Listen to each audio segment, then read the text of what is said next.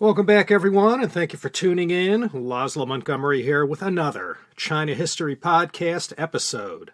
Listen, before I get started, I have completely revamped my Patreon page and made it more easy and enticing than ever to get on board and join my personal army of backers, benefactors, sustainers, and advisors in helping to keep this family program running at full speed. If you're interested, head on over to the official website at teacup.media for pretty much everything I'm doing these days, and through that very portal, you'll be able to access my Patreon page and show me some kindness and good lovin'. Thanks for that. The Chinese diaspora, the history of the overseas Chinese, especially in Southeast Asia. What can I say? No matter how many books I read, or documentaries I watch, or people I meet, I can't get enough of this broad subject, and going back to the beginning of the CHP, I keep returning to this inexhaustible goldmine of stories and history from the past few hundred years. So in this episode, I wanted to introduce these Kongsis, the island of Borneo, which I'm sure everyone has heard of before, and the story of these tens of thousands of Chinese immigrants, always from the two same provinces, Fujian and Guangdong, who came to the west coast of this third largest island on planet Earth, and in true Chinese immigrant fashion, built a world for themselves and left behind a legacy that some arguably call the first functioning democracy in Asia. That's where the term Kongsi Republic came about. And it all took place in Kalimantan Barat, Western Kalimantan, in what's today the Great Republic of Indonesia. A Kongsi, now this is the Cantonese pronunciation, the Mandarin term Kongsi is simply a company or corporation. But that isn't the meaning in the case of these Kongsis of Southeast Asia. The Ku Kongsi of Malaysia, the Ngee and Gee Kongsis of Singapore, those are perhaps more well known. I haven't gotten to them yet, but I plan to one day. These Kongsis in West Borneo were akin to brotherhoods or associations operating as these joint stock companies with democratically elected leaders and a militia, all combining their labors and efforts for a common goal. In this episode, we're going to focus on the Kongsis who thrived for a while in this one northwest portion of the island of Borneo, again, today known as Kalimantan. 4 of the 5 main linguistic groups that made up the Chinese diaspora prior to the 20th century are part of today's story. But overwhelmingly, this history that took place in western Borneo between the mid-18th century to the late 19th century, 1750 to 1884 to be precise, the glory years of Qianlong to Guangxu in China. It was a Hakka story. Hokkien, Teochew, Cantonese, they were there too, but not in the great numbers like the Hakka Chinese. So I think we can agree most everyone has heard of Borneo. I mentioned, and excluding Australia, of course, Borneo is the 3rd largest island in the world, behind Greenland and New Guinea. The indigenous people, often caricatured in the West as these native headhunters of wild Borneo, were known as the Dayak People. This is just a Malay word that means either savages or the original people of this land. Dayak, it's a catch-all term to describe the 100 or so different tribes of people who lived in the interior of the island, engaging in hunting and slash-and-burn agriculture. They don't all speak the same Austronesian language or have the same culture, but to the layperson such as myself, these indigenous people all had to wear this Dayak name tag. They weren't Malay, nor were they Muslim. In China, the earliest contact with people from Borneo was in the Song dynasty, when some official mentioned these people from Borneo who had called at the Fujian port of Quanzhou. Borneo was referred to as Polozhou in Mandarin today. Since about the Yuan dynasty, 13th, 14th centuries, Chinese ships called on this land. During Yongle's time in the Ming, when Admiral Zheng He was engaged in his travels, there's a mention of a king or Maharaja of Borneo who sought out the protection of the Ming dynasty umbrella. There wasn't too much mention of Borneo in the Chinese historical annals because the place was not considered terribly important or strategic. Around the end of the 15th century, Borneo's recorded history starts to get written down when the Brunei Sultanate was founded by Malay traders from Malacca. It soon became a regular spot visited by Portuguese and Spanish traders. Malays called the land Kalimantan. Sultanates were established on the north and western coast of the island that faced the South China Sea. Interestingly, no attempts were made by these sultans to colonize the land. In the mid-1700s, when Chinese vessels started showing up with more regularity, there were about 24 Malay, Javanese, and Arab political entities all engaged in trade and earning revenue by taxing those who called on the ports and waterways under their jurisdiction. On the west coast, the three main sultanates that are central to our story were in Sambas, Pontianak, and Mempawah. And please refer to the map at the teacup.media website. The equator ran right through the northern portion of the island. Even today, the capital of West Kalimantan, Pontianak, is called the Equator City. So keep in mind, throughout the entirety of our story, it was always hot and humid. And it was at Pontianak that Borneo's mightiest river, the Kapuas, emptied into the South China Sea. This most important river in Borneo is also Indonesia's longest. The Sultanate of Pontianak had been founded in 1771 as an Islamic Malay state, and they, along with the sultans of Sambas and Mempawah, had been the ones who first sent out the call to the Chinese to come work the mines in their lands.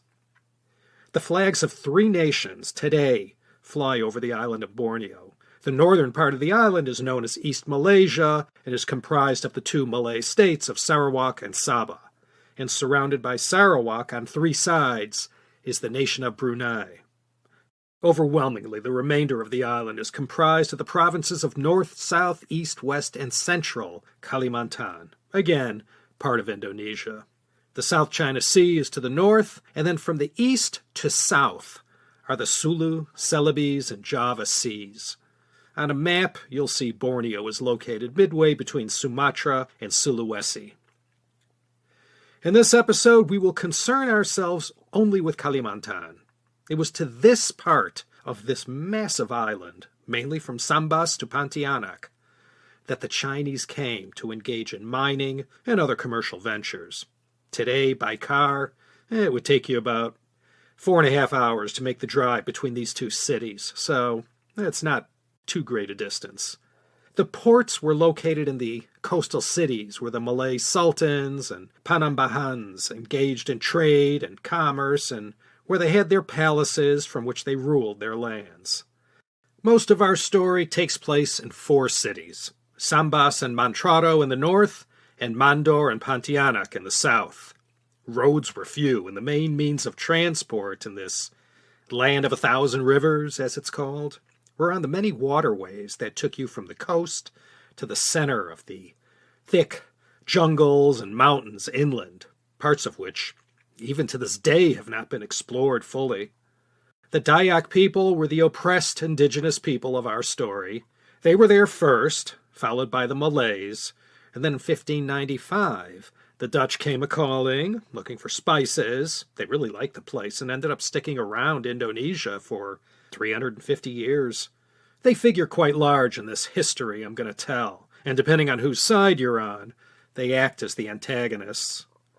And among the Dutch, until they were dissolved in 1800, the VOC acted on behalf of the Netherlands in all matters related to trade and commerce in Borneo, and elsewhere in today's Indonesia.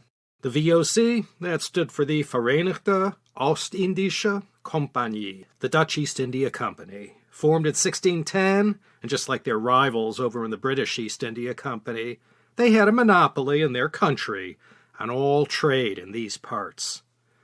The VOC kept their head office in Batavia, on the island of Java, which, of course, is the capital city of Jakarta today. The spices were located in the Maluku Islands and the Banda Sea between Sulawesi and Papua, the Indonesian half of the island of New Guinea.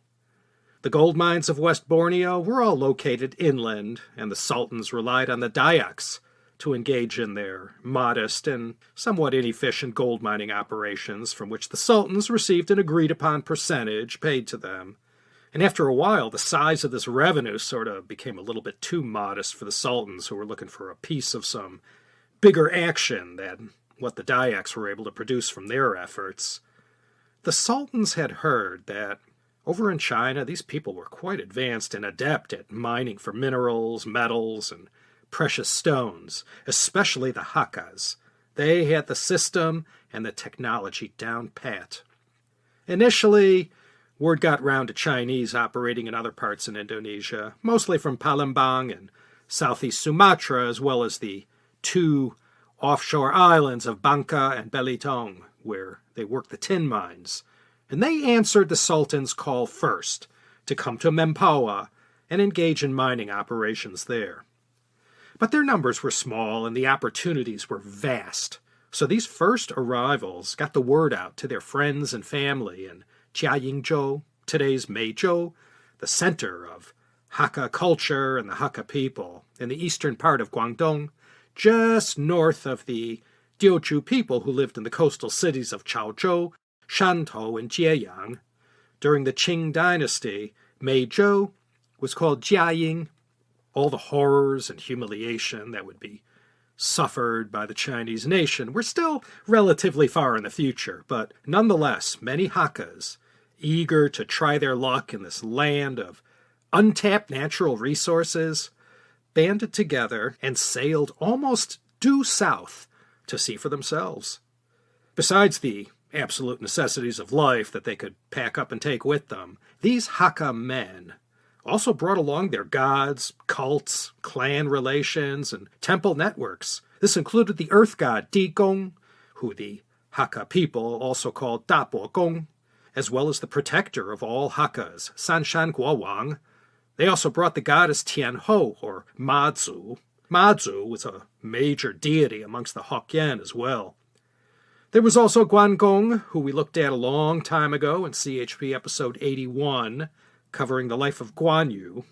He was the embodiment of trust, loyalty, and bravery, three virtues that were in constant demand throughout the entirety of their time in Borneo. The other major goddess was Guan Yin, whose temples were called Guan Yin Ting, and so numerous did they become, the word Galentang was adopted as the Indonesian word for any sort of Chinese temple. So they started coming. Not in very big numbers at first. No one was looking to settle down and call the place home. The end game was always to strike it rich and then head back to their Hakka homeland in eastern Guangdong. The other sultans saw what was going on in Mempawah and knew a good thing when they saw it.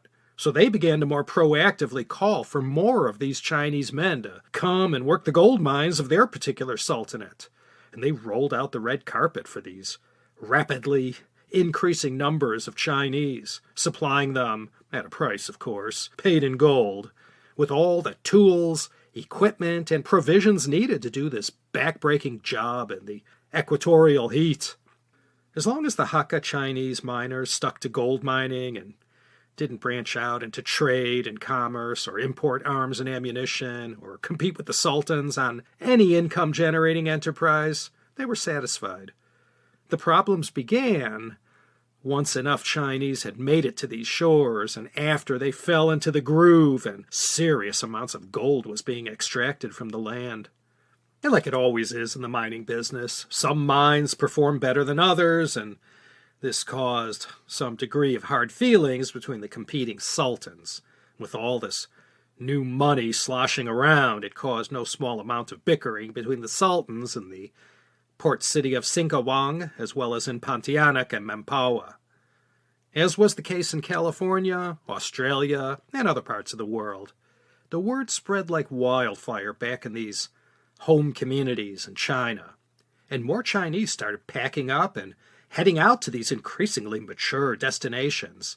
By the end of the 1700s, some 40,000 Chinese were digging in the mines of West Borneo, already outnumbering the Malay population. The more wealth that was created from mining, the more the trouble started. The Sultan started to become greedy and began demanding more and more, treating the Chinese as a resource to be exploited as they wished. They grew rich, selling land leases, levying taxes on anything that could be reasonably taxed, and of course dealing with the Hakka miners and all manners of profitable trading and commercial activities. Besides the Hakkas, more Hokkien and Teochews also started arriving. And just as San Francisco was called Gold Mountain, this place too, in western Borneo, started to be referred to as Jinshan. And the most golden of all gold mountains was in the town of Mandor, 35 miles inland from the coastal city of Mempawah, where the first Chinese arrivals had started to migrate to. And despite the shared endgame for all miners of staying only long enough to strike it rich, a very mature and thriving overseas Chinese community that was never meant to be started to develop.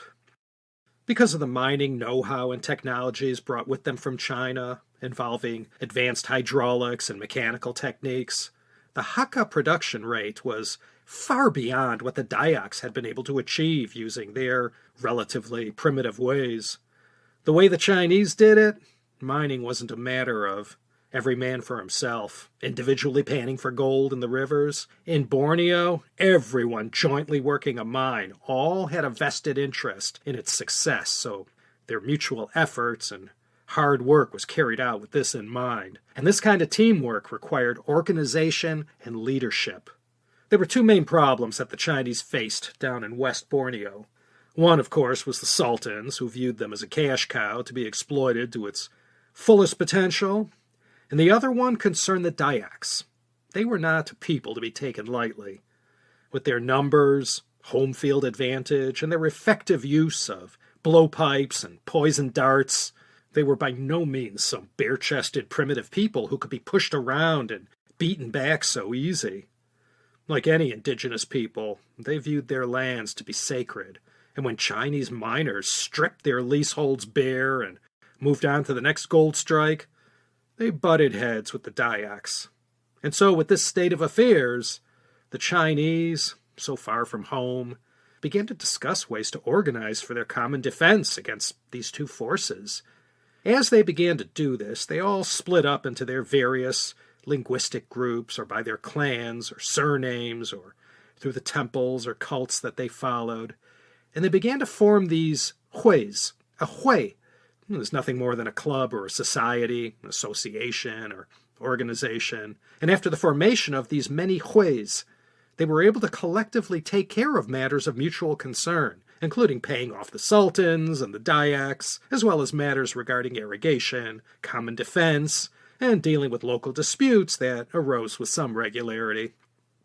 The Chinese in West Borneo were still mostly Hakka, and to a lesser extent Hoklo Chinese. They didn't know this yet, but would soon learn. Their biggest headache concerned the Dutch, who had been sniffing around West Borneo since 1698.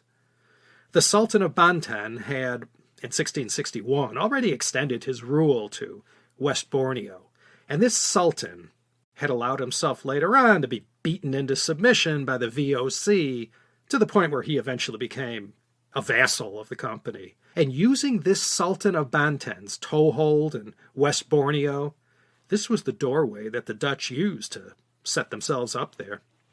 The Sultan of Banten needed some muscle to go deal with a rival in West Borneo.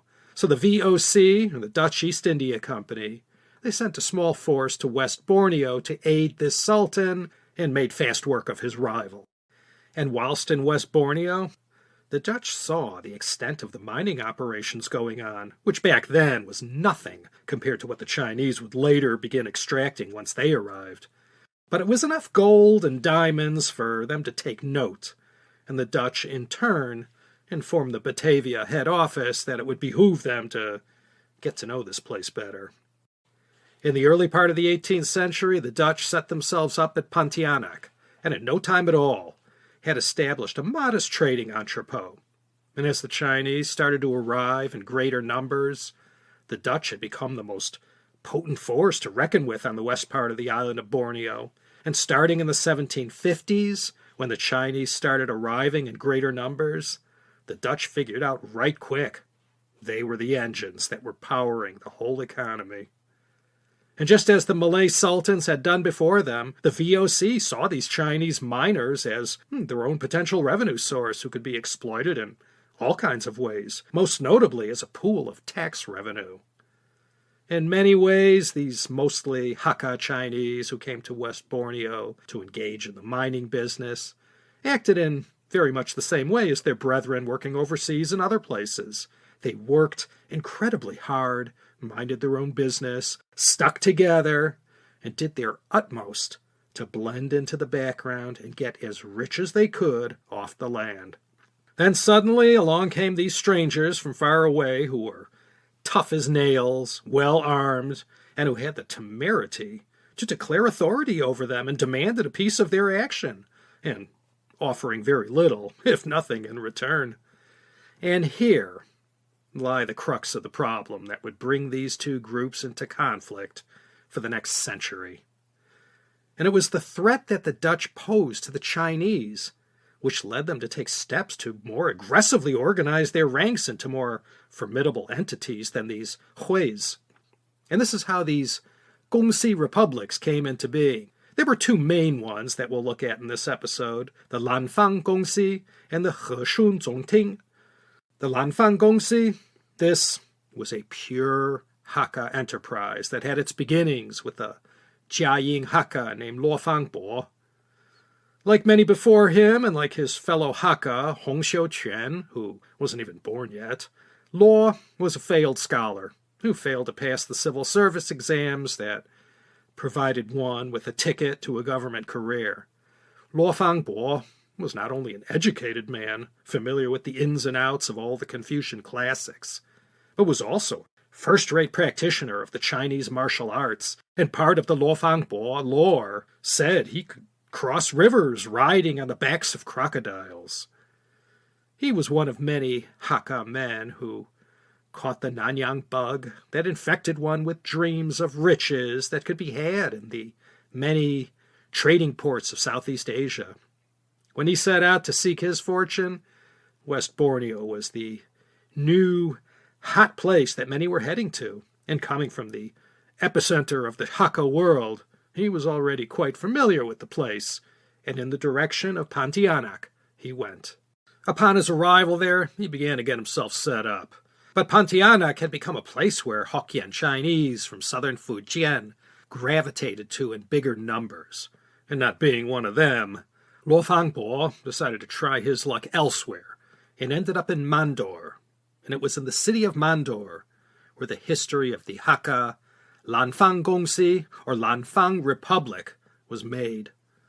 The huis, once they reached a certain size, would establish themselves as a Kongsi, or Kongsi in Mandarin.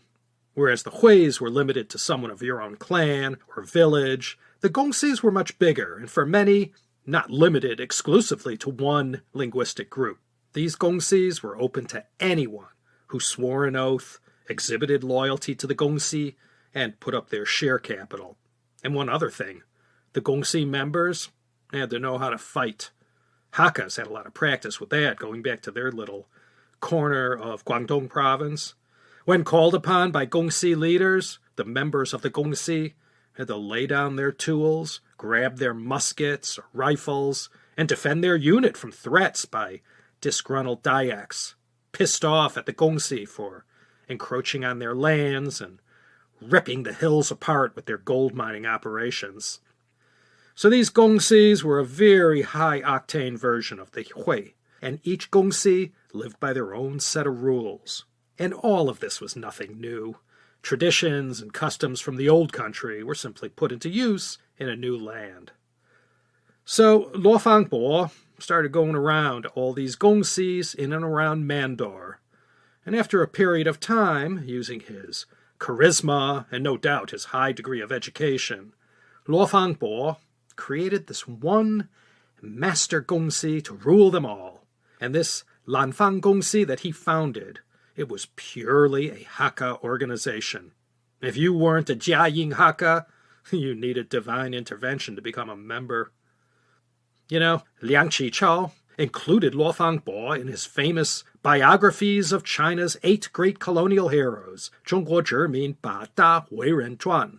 Fortunately for all of us in the 21st century, this institution, the Lanfang Kongsi, is very, very well documented through a combination of not being from relatively that long ago, 18th, 19th century, and the enthusiasm with which many Dutch, Malay, Indonesian, and Chinese writers documented these very complicated times. There's a lot of information for anyone wishing to read the source materials, and you could drill down quite deep. So in the year 1777, a year after the signing of the Declaration of Independence in the British colonies in America, Luo Fangbo formally established the Lanfang Kongsi. In any society, everyone knows their strength in numbers. Luo Fangbo wasn't the only one who saw what the Dutch were made of and the quality of their firepower and fighting ability. The Huis had served their purpose, as did the Kongsis. Now the Kongsis had to band together into bigger and more formidable entities in order to defend their very lucrative livelihoods in the mines in and around their base in Mandor. The other great organization that would become a rival to the Lanfang Kongsi was the Heshun Zongting. Let's look at them now. They were founded 1 year before the Lanfang Kongsi in 1776. Their base was 60 miles north of Mandor in Montrado, just to the east of the important port city of Singkawang. The Heshun Zongting was an association of about 10,000 members spread out over 14 Kongsis who all operated in and around Montrado. A Zongting, shoot man, that word isn't even in the Pleco app. Zong means general or head of or to sum up. And a ting, in this example, is a hall or assembly building. So they set up this assembly hall, this Zongting in Montrado, and this building served as the meeting place where the leaders met. It also served as the high court, site of all important ceremonies and rituals. This was the center of their life, where the main statues of the most important gods, Dapo Gong and Guangdong, stood. And amongst these 14 Kongsis were both Hakka and Hokkien people. And there were also plenty of half Hakka, half Hokkien as well. And these people were called Banshan Ke.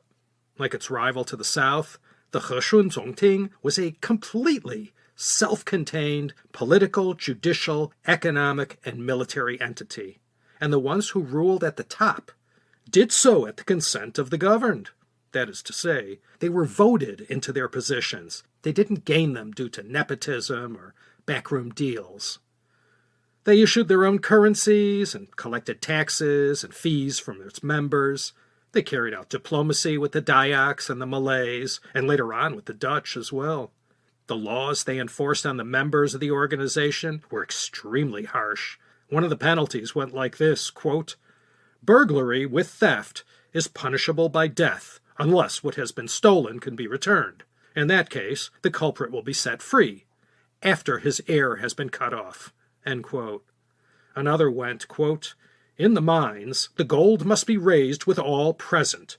Should this rule be trespassed upon by washing the gold at night with the aim of stealing it, the death penalty shall apply." End quote.